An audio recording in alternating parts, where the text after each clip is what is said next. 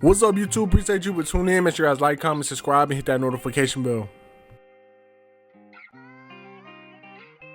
Now, before we get into the video, as always, I want to say I appreciate everybody who hit that like button and videos. My videos get recommended. Now, today's video, we got Gunna and we got Young Thug. So we all, seen this as a situation where, Young Thug end up getting arrested, and then later on, you can see Gunna end up turning himself in to Atlanta police. I feel sorry for Gunna in this situation. I feel like he was signed to, just YSL. He was just doing rapping. I don't feel like, he was a street dude or involved in anything like that. He just, got roped in, unfortunately. But when they dig deeper in the situation, I feel like they're gonna find that out. He had no intentions or nothing to do with that side of YSL. If they ever did anything, they just gonna find out he was just doing his part as a rapper and an entertainer in the industry. Now, as for Young Thug, his situation is a bit different. They end up going into his house and they end up finding guns and drugs, so they end up adding more charges on top of it. And I feel like as time go on, they're gonna keep adding charges and charges.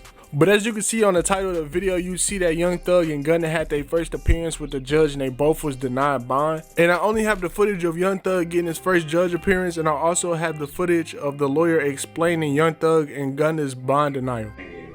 But if we could put that on the order as well, it's no bond, risk to commit additional felonies as well.